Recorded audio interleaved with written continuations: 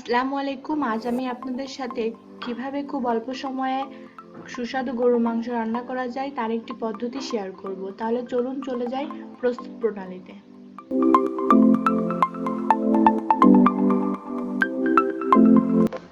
এখানে আমি 1.5 কেজি মতো গরুর মাংস এবং কিছু নতুন আলু কেটে নিয়েছি। আজকের রান্নাটি যেহেতু একটু ভিন্ন, এজন্য আমি মশলাগুলো 2 ধাপে ইউজ করব।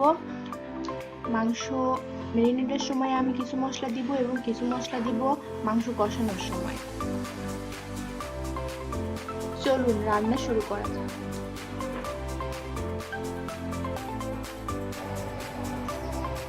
এখানে দিব 2 টেবিল চামচ রসুন বাটা, 2 টেবিল চামচ পেঁয়াজ বাটা,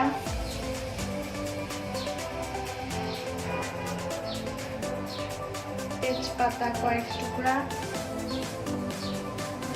এলাচ, দারচিনি,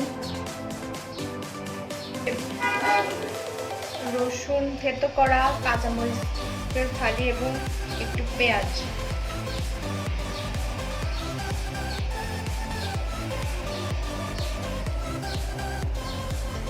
দিচ্ছি 500টি গোলমরিচ আস্ত, এখানে আছে চিলি ফ্লেক্স,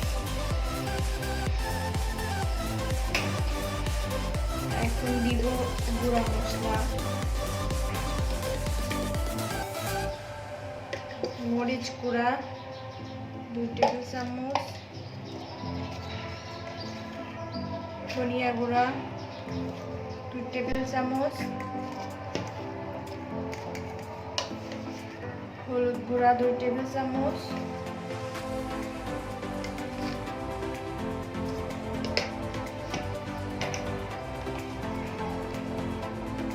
ভাজা জিরা গুঁড়া 1 টেবিল চামচ, কাঁচা জিরা গুঁড়া 2 টেবিল চামচ, গরম মশলা বাটা, এটা দিব অর্ধেকটা দিব আমি এবং বাকি অর্ধেকটা রেখে দিব আমি রান্নার সময়।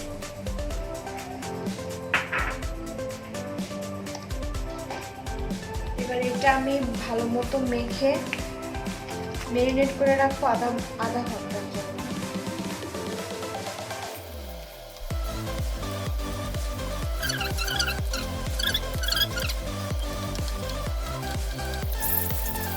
আমি তেল দিতে ভুলে গিয়েছিলাম, আমি দিয়ে দিব তেল।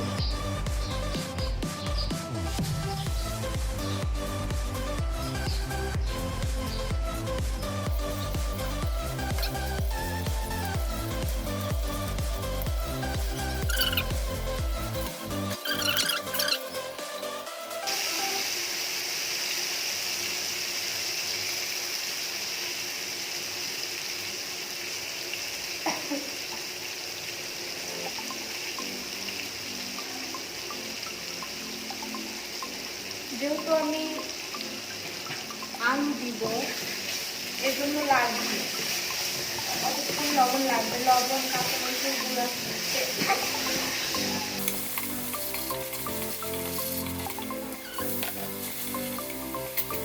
এখানে আমি 1 টেবিল চামচ গরম মশলা এবং জয়ফল জয়িত্রীর গুঁড়া দিয়ে দিব।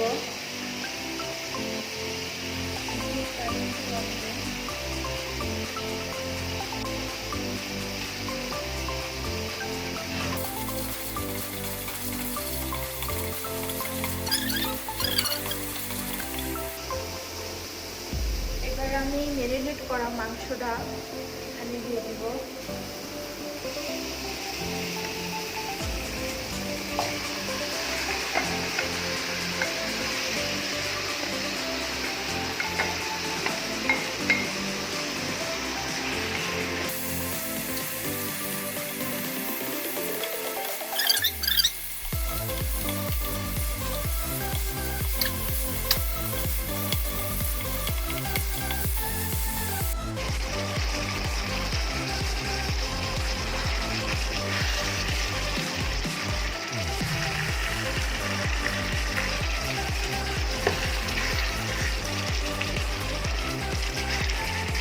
এটাকে আমি মিডিয়াম আঁচে কিছুক্ষণ কষিয়ে নিব যতক্ষণ না পর্যন্ত মশলায়। এখন চুলাটা আমি অফ করে দিয়ে প্রেসার কুকারে দিয়ে 5 থেকে 6টি সিটি দিয়ে পরিবেশন করে আপনাদের দেখাচ্ছি।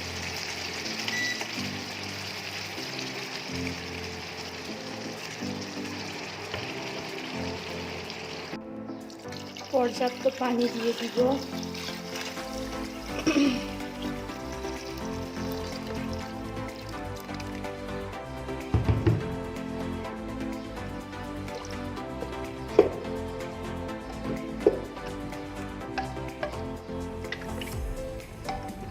যথেষ্ট পানি হয়ে গেছে। এখন আমি এটার ভিতরে আলু দিয়ে দিব।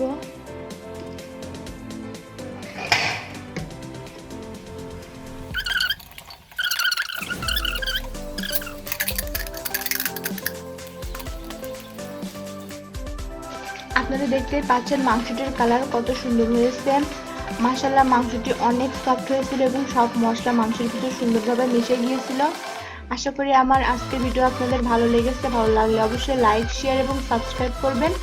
সবাই ভালো থাকবেন। আল্লাহ হাফেজ।